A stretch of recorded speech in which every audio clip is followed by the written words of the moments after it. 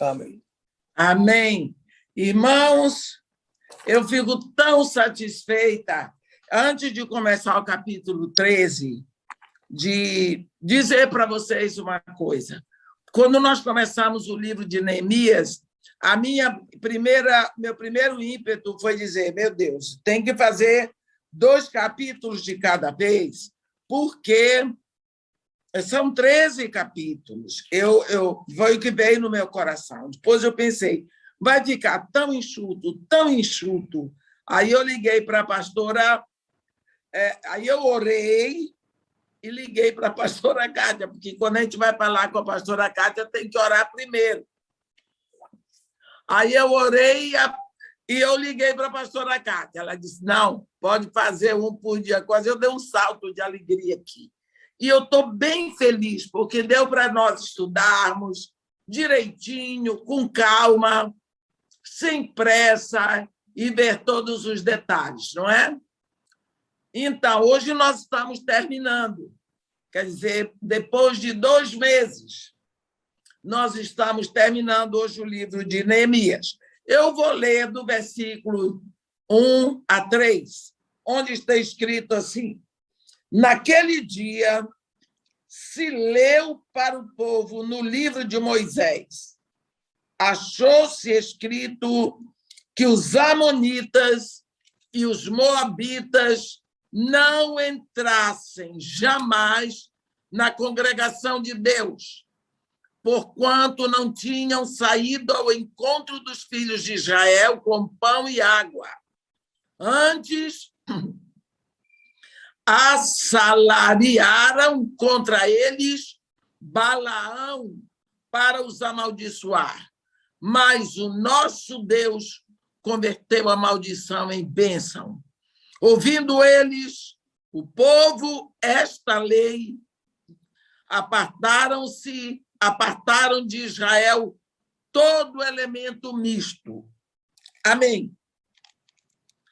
Meus irmãos, alguns dos comentadores, existem muitos comentadores dos livros de Bíblia, mas alguns acham que, se a memória de Neemias fosse apenas uma novela histórica, em vez dessa minuciosa apresentação de fatos, então, terminando tudo no capítulo 12, tudo estaria satisfatório. Acabou. No capítulo 12, estaria satisfatório. Porém, ficaria uma sequela muito triste.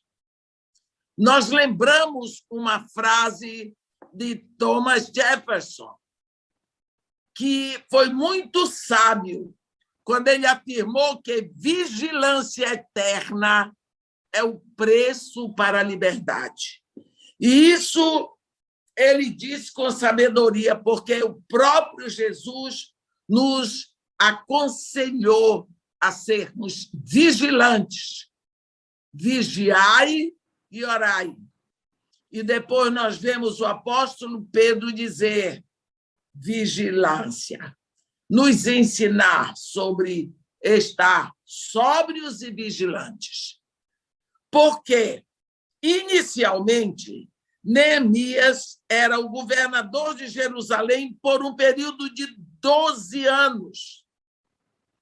Então, ele retornou à Pérsia para servir ao rei Artaxerxes. Nós vamos ver isso aqui no capítulo 13, no versículo 6. Por isso, ninguém sabe realmente quando os eventos mencionados aqui aconteceram. A maioria dos estudiosos do livro de Neemias creem que tudo aconteceu depois da primeira viagem de Neemias, quando ele se ausentou de Jerusalém. O que nós sabemos com absoluta certeza é que, certo dia, a leitura pública das Sagradas Escrituras levou o povo judeu a lembrar do seu relacionamento especial com Deus como povo escolhido. A passagem que foi lida naquele dia foi seguramente Deuteronômio 23, de 3 a 5. Eu vou ler para os irmãos. Deuteronômio 23, de 3 a 5, onde está escrito assim: nenhum amonita ou moabita entrará na Assembleia do Senhor, nem ainda a sua 10ª geração entrará na Assembleia do Senhor eternamente. Versículo 4. Porquanto não foram ao vosso encontro com pão e água no caminho quando saíes do Egito, e porque alugaram contra ti Balaão, filho de Beor, de Petor da Mesopotâmia, para te amaldiçoar. Versículo 5. Porém, o Senhor teu Deus não quis ouvir a Balaão, antes trocou em bênção a maldição, porquanto o Senhor teu Deus te amava. Quando esse povo ouviu o que estava escrito, eles acordaram. Isto deixa muito claro, categoricamente, que nem amonita nem moabita são descendência de Israel. Portanto, não fazem parte daquele povo de Deus. Isso não significa que amonitas e moabitas não poderiam se converter ao judaísmo. Nós lembramos perfeitamente Ruth, não é? Ruth é um exemplo de que, sendo moabita, se tornou ancestral do rei Davi e até de Jesus. Porém, aqueles que não abraçam a fé têm que ser excluídos dos direitos e dos privilégios dados a Israel. Uma vez mais, nós vemos como, meus irmãos, como a pública leitura das Escrituras convenceu o povo das suas obrigações e responsabilidades para com Deus. Nunca podemos dizer o que pode acontecer quando nós lemos a Bíblia. Hoje, nós já há algum tempo, nós vemos menos e menos a Bíblia lida. As famílias não leem mais a Bíblia em casa para os seus filhos. Não sentam mais ao redor da mesa para ler um capítulo, nem menos um capítulo do livro de Salmos. A palavra que está escrita na Bíblia, quando ela é lida em voz alta, você vê a palavra e você ouve a palavra. E isso traz ao coração das pessoas uma atmosfera diferente. Nós vemos que tudo o que vai acontecer em Israel acontece a partir da leitura da palavra feita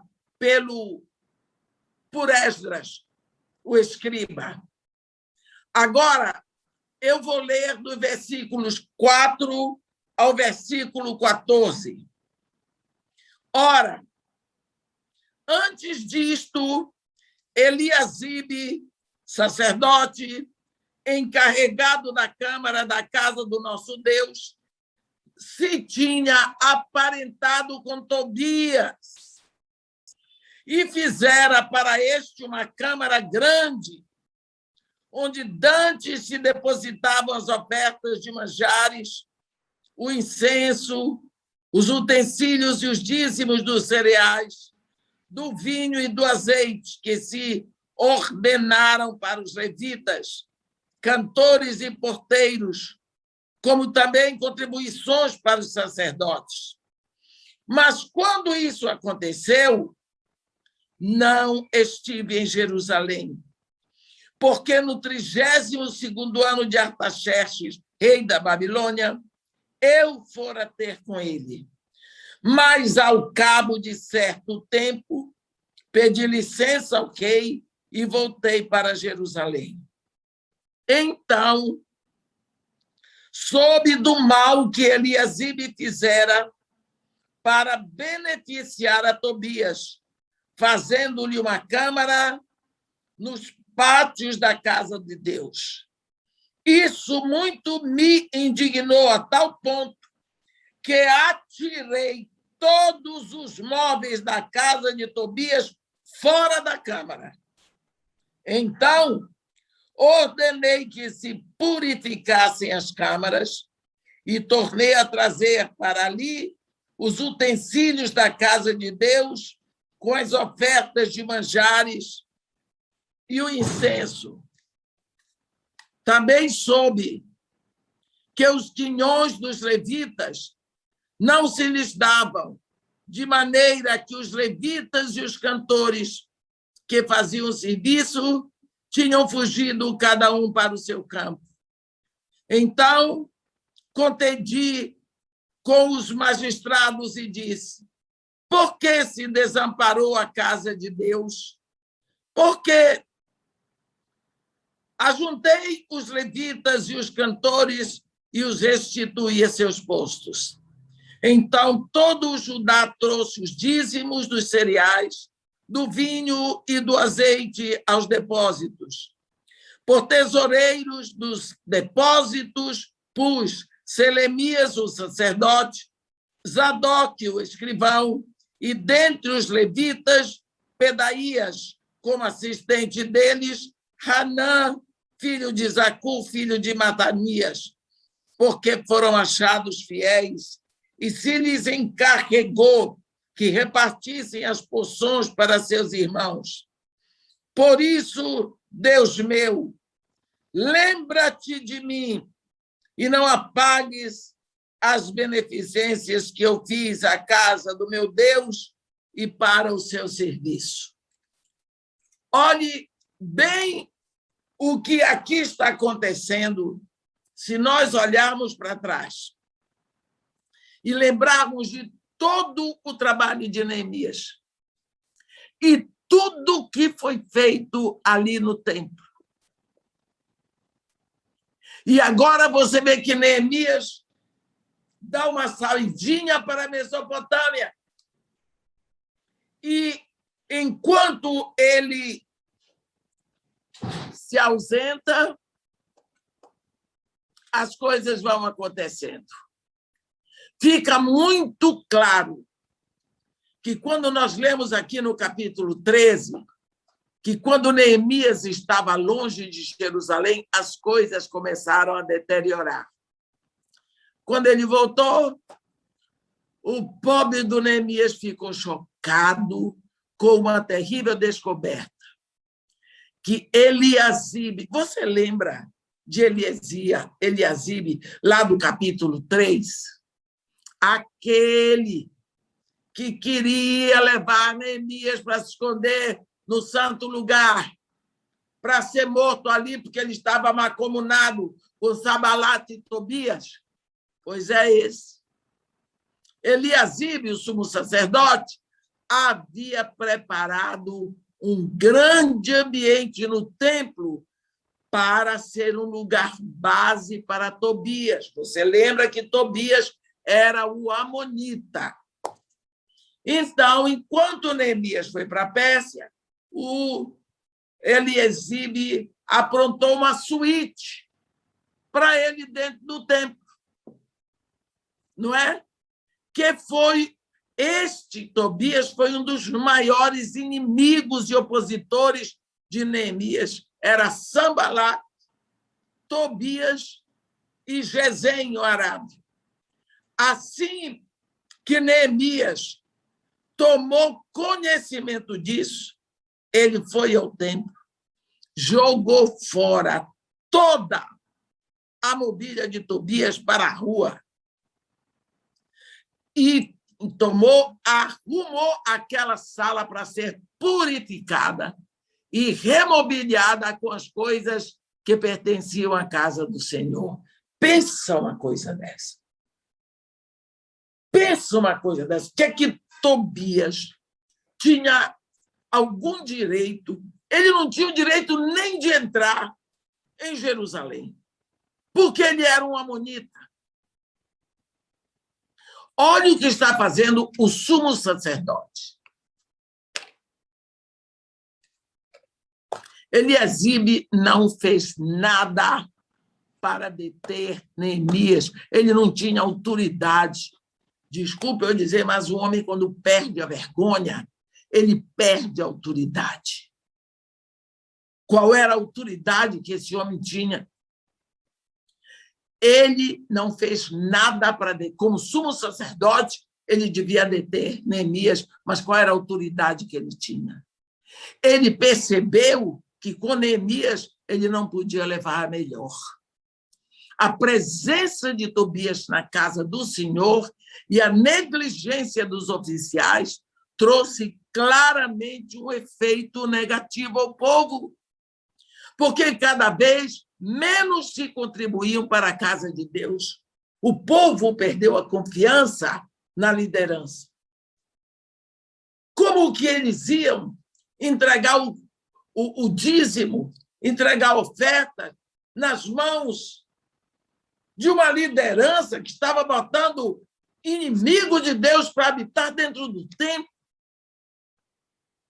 trazendo coisa de fora, coisa suja lá para dentro? O povo segurou o bolso. O povo passou a não dizimar. O povo passou a não entregar as ofertas. Olha, nós vamos ver que isso trouxe um prejuízo tão grande para o culto, porque os levitas, impossibilitados de sustentar suas famílias, estavam voltando a trabalhar nos campos, estavam indo procurar um meio de ganhar dinheiro para sustentar sua casa. Não é? É muito triste a gente ver quando a liderança tem que trabalhar, os pastores têm que trabalhar fora, porque não podem ser sustentados pela igreja. Mas isso acontece tanto, e não acontece só no Brasil, não. Acontece fora do Brasil. Olha, Neemias estava profundamente triste com tudo isso. Depois de repreender os oficiais, ele começou a corrigir as coisas erradas. Ele pôs Selemias, o sacerdote, Zacur, o escriba, e um levita chamado Pedaías como responsáveis tesoureiros e também pelos depósitos assistidos por Hanã, porque a gente vê aqui no versículo 13, porque esses homens foram achados fiéis. É interessante notar que o sumo sacerdote Eliasibe desapareceu de cena. Nunca mais se ouviu falar em Eliasibe. Como, meus irmãos, como nós precisamos de homens como Neemias na igreja de hoje. Já há muito tempo nós temos acolhido os favores dos inimigos de Deus. É muito comum ver ímpios nos púlpitos em tempos de eleições, lá para fazerem suas propagandas. Eu não estou dizendo que todas as igrejas são assim, não, mas isso acontece. Eles vão, eles aparecem, eles mostram a cara. Eles vão distribuir santinho nas portas das igrejas. Não é?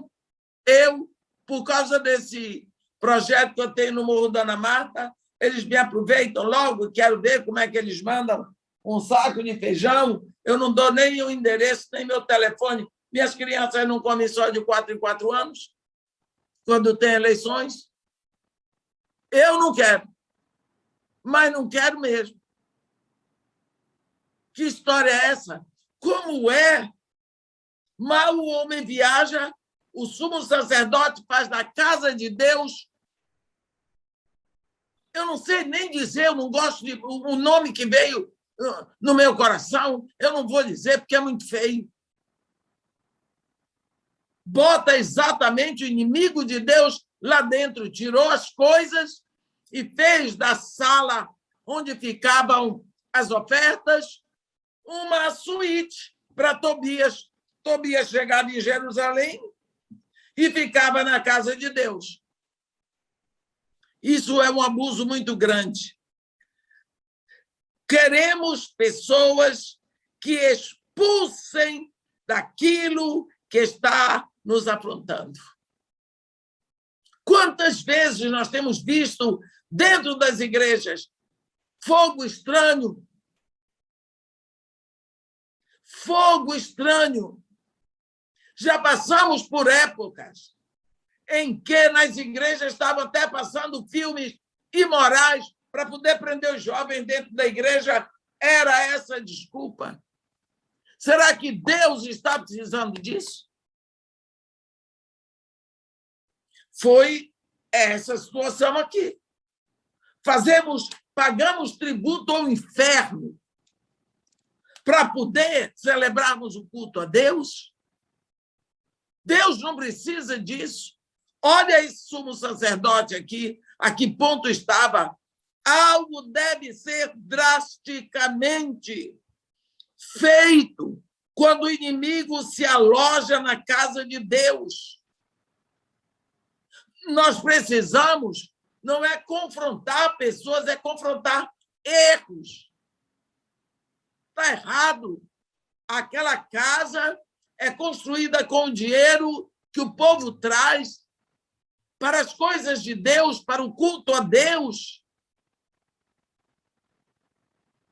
Eu agora vou ler dos versículos 15 a 22.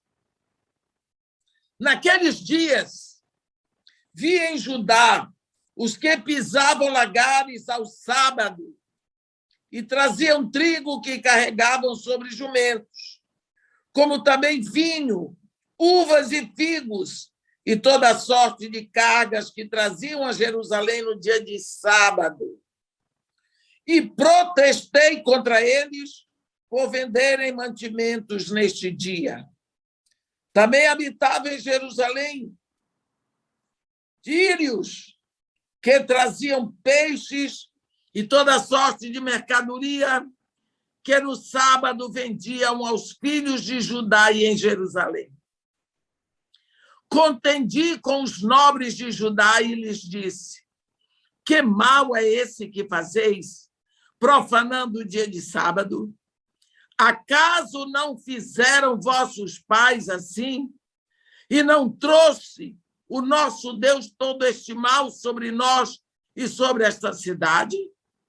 E vós ainda trazeis ira maior sobre Israel, profanando o sábado. Dando já sombra às portas de Jerusalém, antes do sábado, ordenei que se fechassem. E determinei que não se abrissem senão após o sábado. Às portas coloquei alguns dos meus moços para que nenhuma carga entrasse no dia de sábado. Então, os negociantes e os vendedores de toda sorte de mercadorias pernoitaram fora de Jerusalém 1 ou 2 vezes. Protestei, pois, contra eles e lhes disse: por que passais a noite defronte do muro? Se outra vez o fizerdes, lançarei mão de sobre vós. Daí em diante, não tornaram a vir no sábado. Também mandei aos levitas que se purificassem e viessem guardar as portas para santificar o dia de sábado. Também isso, Deus meu, lembra-te de mim e perdoa-me segundo a abundância da tua misericórdia. Aqui, É outro momento. Aqui é outro momento.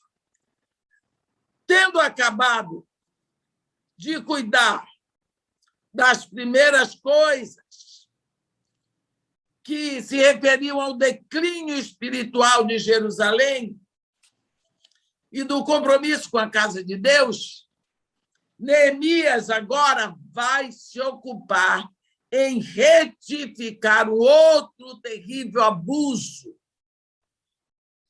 O primeiro é a profanação do sábado. Quando Neemias andou em volta da cidade e nas circunvizinhanças, ele viu judeus pisando as uvas para preparar o vinho no sábado. Sabe o que é isso? Trabalhando no lagar no sábado. E ele também viu outros carregando sacos de grão e de outros produtos para serem vendidos no mercado no dia seguinte. Logo, ele viu um grande mercado no dia santo que Deus separou para Israel. Mais uma vez, Neemias vai direto no âmago da questão e desafia os nobres com uma palavra desafiadora, que nós lemos aqui no versículo 17. Que mal é este que fazeis, profanando o dia de sábado? Que mal é este? Agora você veja, eles eram judeus, eles sabiam que Deus tinha determinado um dia, porque a máxima do sábado é descansar e lembrar, mas era a ordem de Deus. Você vê, eles já tinham esquecido disso há muito tempo. Descansar para quê? Vamos trabalhar. No caso, aqui, a resposta dos nobres foi uma indiferença.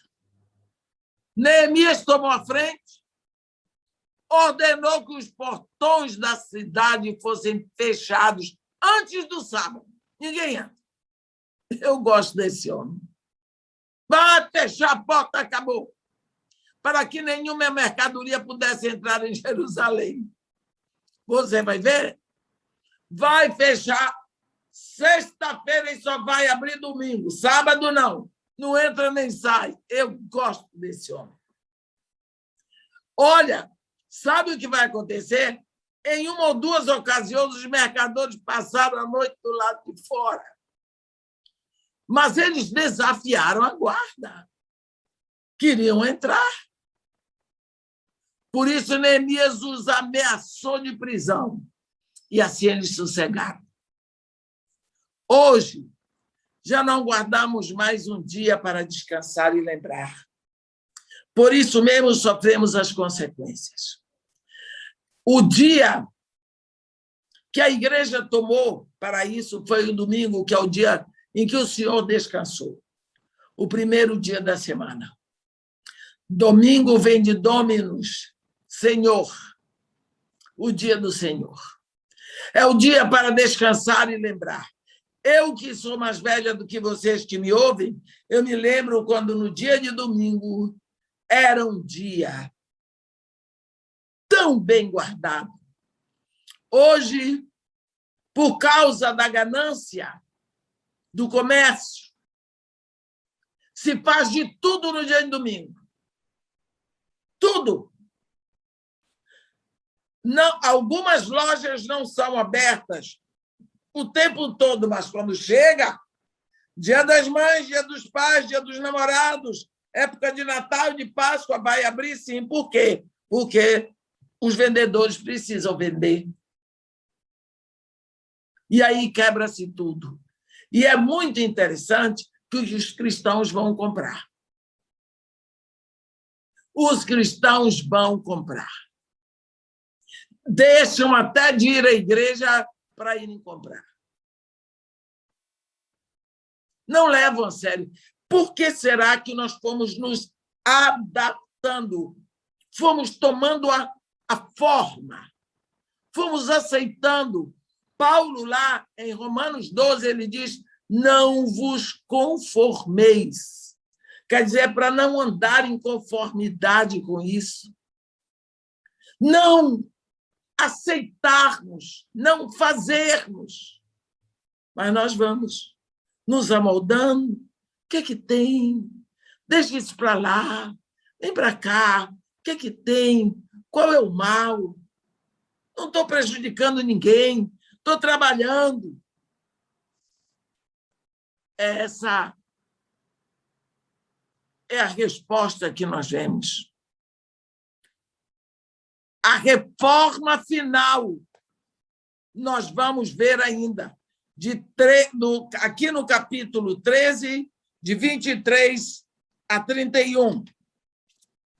Vi também, naqueles dias, que judeus haviam casado com mulheres asdoditas, amonitas e moabitas.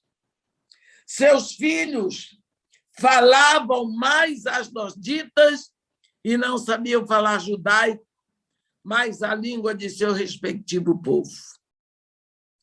Contendi com eles e os amaldiçoei, e espanquei alguns deles, e lhes arranquei os cabelos e os conjurei por Deus, dizendo: não dareis mais vossas filhas e seus filhos, e não tomareis mais suas filhas para os vossos filhos, nem para vós mesmos. Não pecou nisto Salomão, rei de Israel? Todavia, entre muitas nações, não havia rei semelhante a ele. E ele era amado do seu Deus. E Deus o constituiu rei sobre todo Israel. Não obstante isso, as mulheres estrangeiras o fizeram cair no pecado. Dar-vos-íamos nós ouvidos para fazermos todo este grande mal, prevaricando contra o nosso Deus, casando com mulheres estrangeiras? Um dos filhos de Joiada, filho do sumo sacerdote Eliasibe, era genro de Sambalate, o horonita, pelo que o afugentei de mim. Lembra-te deles, Deus meu, pois contaminaram o sacerdócio, como também a aliança sacerdotal e levítica. Limpei-os, pois, de toda estrangeirice, e designei o serviço dos sacerdotes e dos levitas, cada um no seu mistério, como também o fornecimento de lenha em tempos determinados, bem como as primícias. Lembra-te de mim, Deus meu, para o meu bem. Amém. Nós vemos aqui a reforma final de Neemias, e essa tem a ver com casamentos mistos. Enquanto ele viajava pelas cidades, viu que homens judeus haviam casado com mulheres de Asdod, de Amon e de Moabe. Isso é algo que se repete.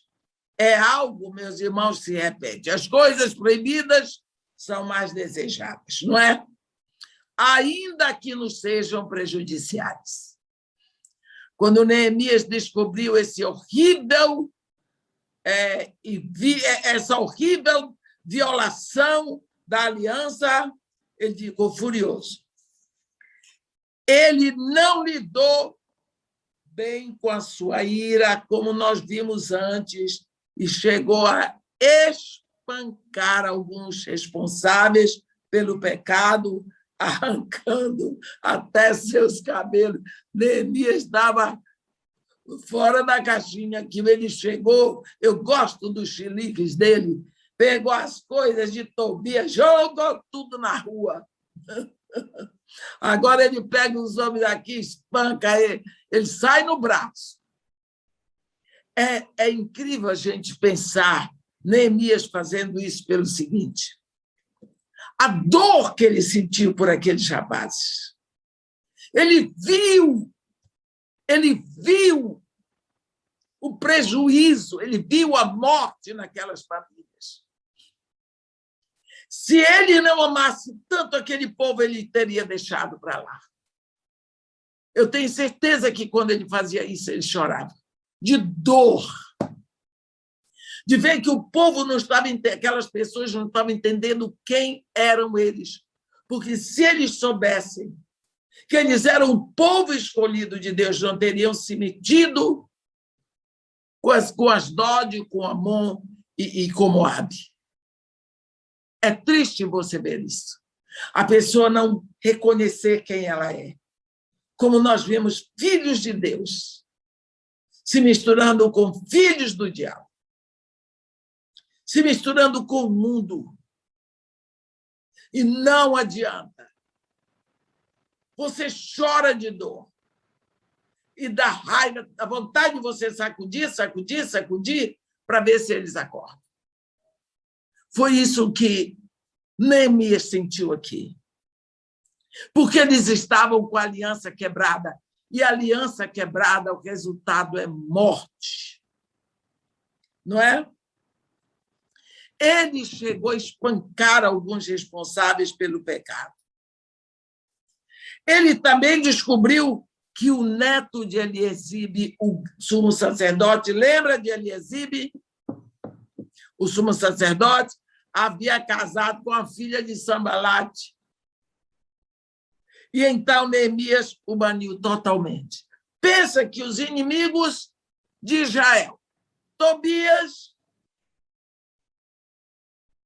esvaziaram um aposento no templo para fazer a suíte de Tobias, o amonita. A filha de Sambalat casa com o neto do sumo sacerdote. Estava tudo em casa. Não é?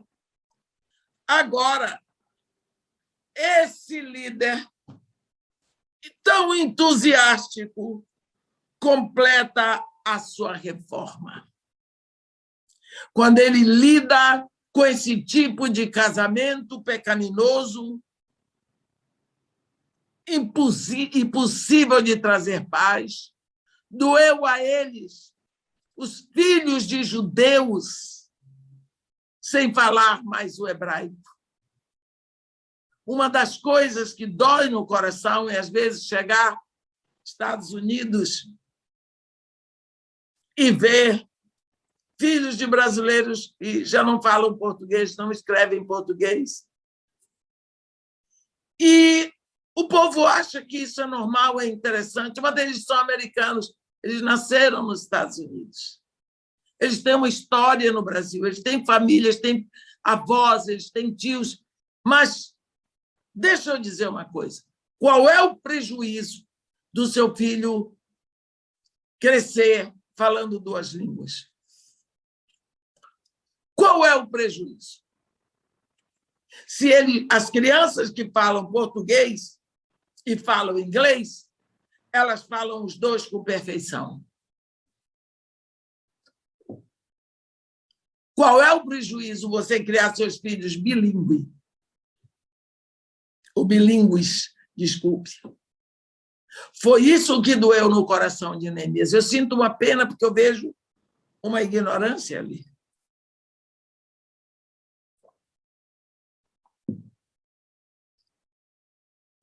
Agora, mais uma vez, o povo se acalma e tem um bom período de paz e de respeito.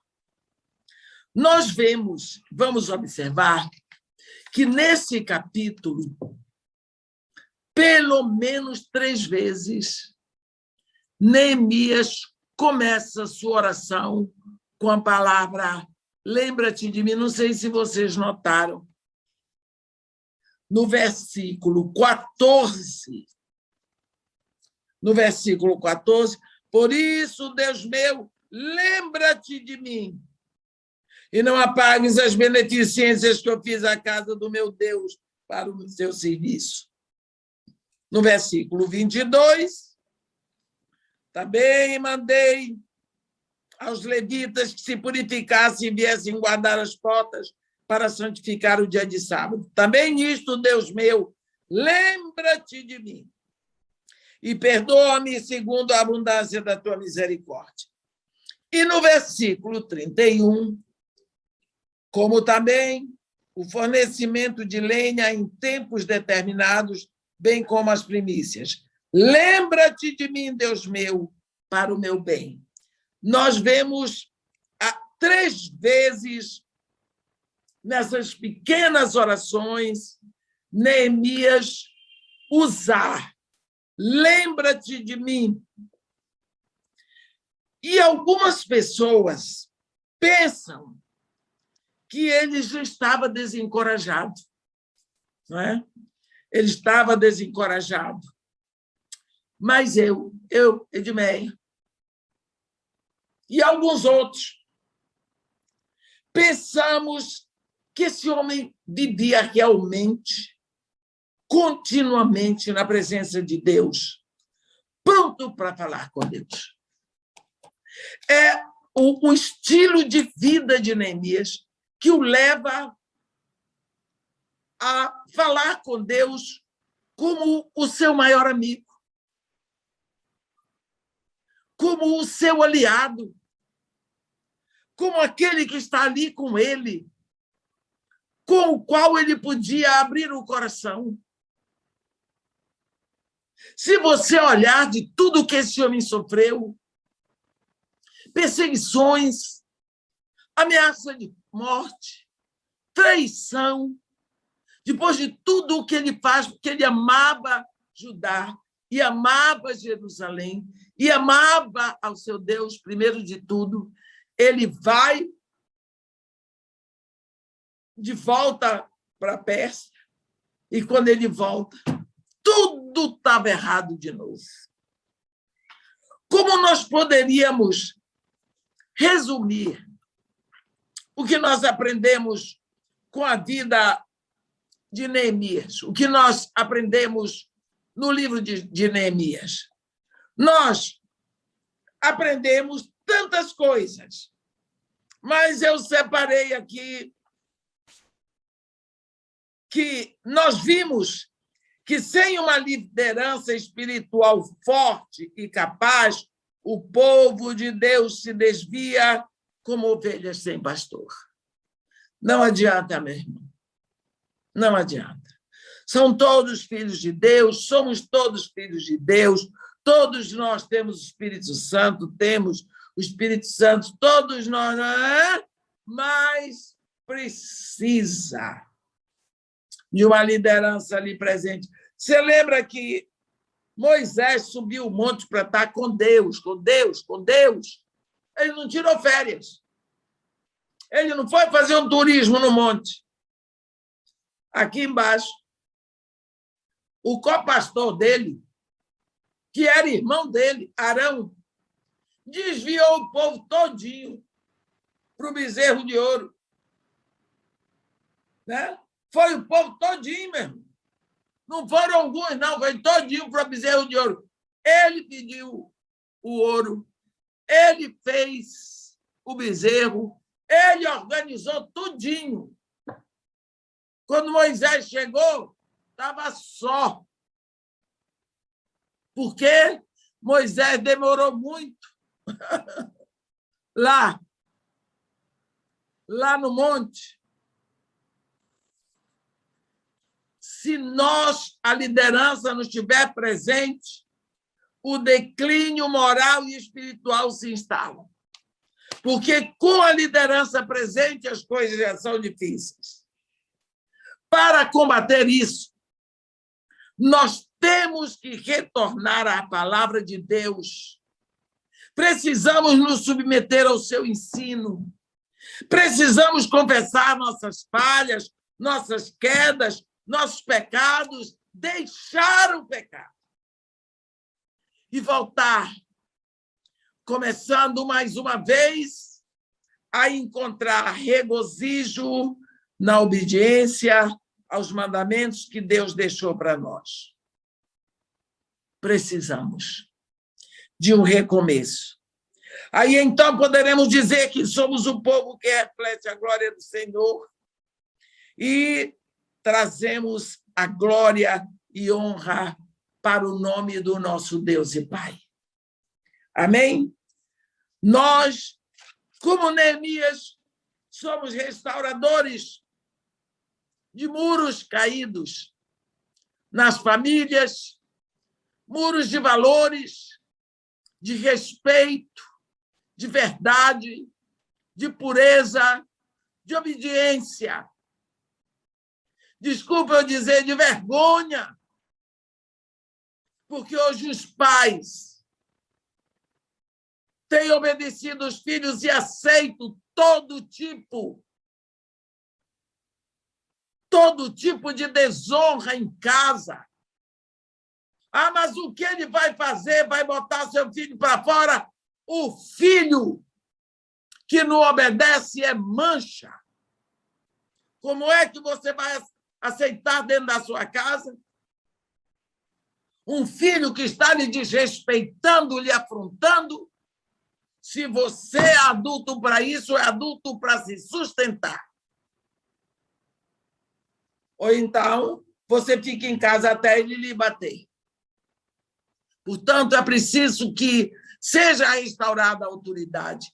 A família precisa reconhecer a autoridade do pai, a autoridade da mãe, para haver respeito.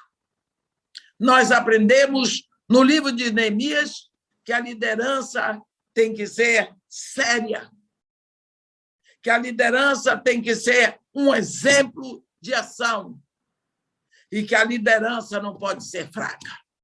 Amém?